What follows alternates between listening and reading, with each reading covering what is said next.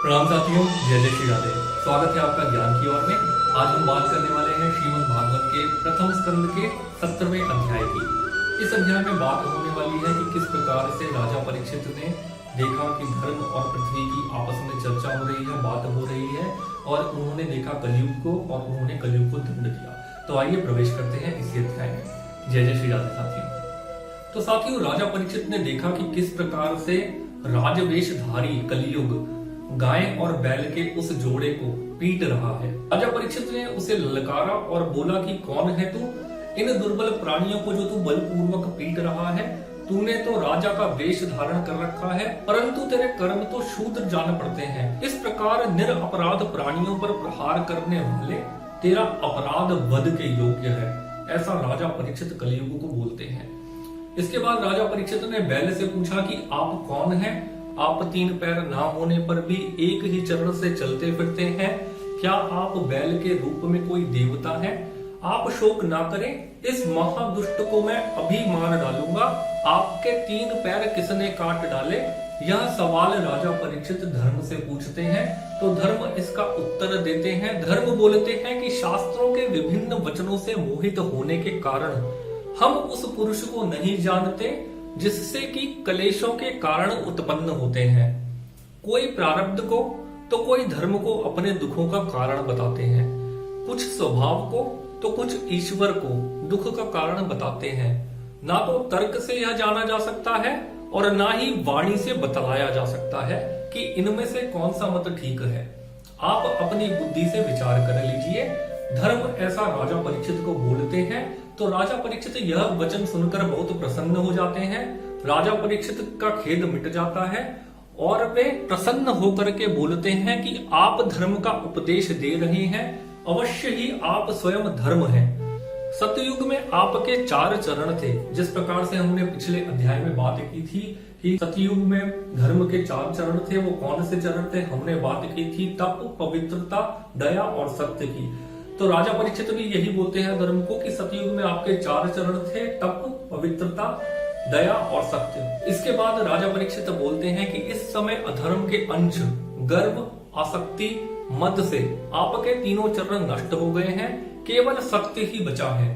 तो साथियों, इस समय यानी कि कलयुग में धर्म का केवल एक ही चरण बचा है और वह चरण है सत्य। राजा परीक्षित आगे बोलते हैं कि उसी के बल पर आप जी रहे हैं और कलयुग उसे भी ग्रास करना चाहता है। यह गौ माता साक्षात पृथ्वी है और आप भगवान से बिछड़ गई हैं, इसीलिए रो रही हैं और चिंता में हैं कि अब राजाओं का स्वांग बनाकर शूद्र मुझे भोगेंगे। ऐसा सोचकर पृथ्वी रो रही है। राजा परीक्षित ने इस प्रकार धर्म और पृथ्वी को संतावना दी और कलयुग को मारने के लिए अपनी तलवार उठा ली। कलयुग समझ गया कि अब मेरी मृत्यु आ गई है, अतः झटपट राजा परीक्षित के चरणों में उसने अपना मस्तक टेक दिया, मस्तक रख दिया। तो साथियों, राजा परीक्षित दीन वत्सल और शरणागत वत्सल थे।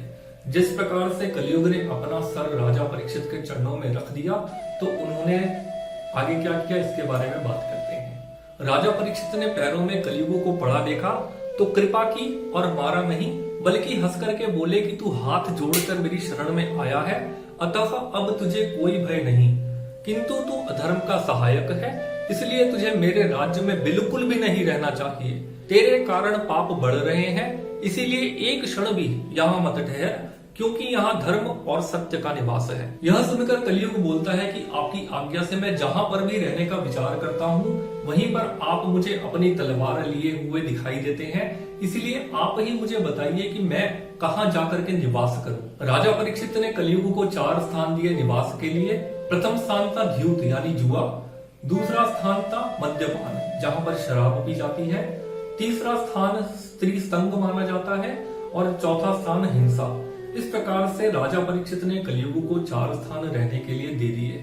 राजा परीक्षित बोले कि इन स्थानों पर अधर्म निवास करते हैं, इसीलिए आप जाकर इन 4 स्थानों में रहें। ये 4 स्थान कौन से थे? पहला, जहां पर असत्य हो यानी कि जहां पर द्यूत खेला जाता हो, जुआ खेला जाता हो। दूसरा स्थान मद्य यानी जिसके मन में मद हो, मद्यपान करता हो, ऐसे स्थान पर राजा परीक्षित ने कलयुग को रहने के लिए बोला। तीसरा स्थान स्त्री संग यानी जहां आसक्ति हो, और चौथा स्थान हिंसा यानी कि जहां पर निर्दयता को ऐसे 4 स्थानों पर राजा परीक्षित ने कलयुग को रहने के लिए कहा। कलयुग ने राजा परीक्षित से एक स्थान और मांगा तो राजा परीक्षित ने धन यानी स्वर्ण राजा परीक्षित ने कलयुग को रहने के लिए एक स्थान और दे दिया। इस प्रकार से कलयुग के पास रहने के लिए 5 स्थान हो गए। तो साथियों, इस प्रकार से राजा परीक्षित ने कलयुग को 5 स्थान रहने के लिए दे दिए। इन 5 स्थानों पे झूठ होता है, मद होता है, काम, वैर और रजोगुण होता है। ये 5 स्थान राजा परीक्षित ने कलयुग को रहने के लिए दे दिए। इसके बाद कलयुग इन 5 स्थानों पर निवास करने लगा। राजा परीक्षित ने धर्म के 3 चरण जोड़ दिए, तपस्या, शौच और दया। ये 3 चरण राजा परीक्षित ने धर्म के वापस जोड़ दिए और आश्वासन देकर पृथ्वी का संवर्धन किया।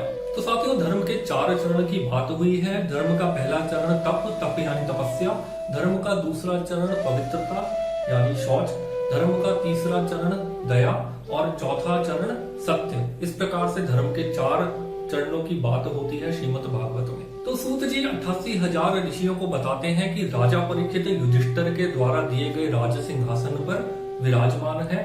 वह इस समय हस्तिनापुर में कौरव कुल की राजलक्ष्मी से शोभामान है।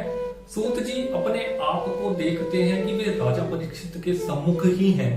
तो दोस्तों, जिस प्रकार से आजकल की बॉलीवुड मूवीज में आपने देखा होगा कि एक स्टोरी चल रही है और उस स्टोरी में चलते चलते कोई एक ऐसी पुरानी कथा सामने आती है जिसमें जो डायरेक्टर होता है वो हमें फ्लैशबैक में ले जाता है और वही स्टोरी, पुरानी स्टोरी हमें अपनी आंखों के सामने दिखती है।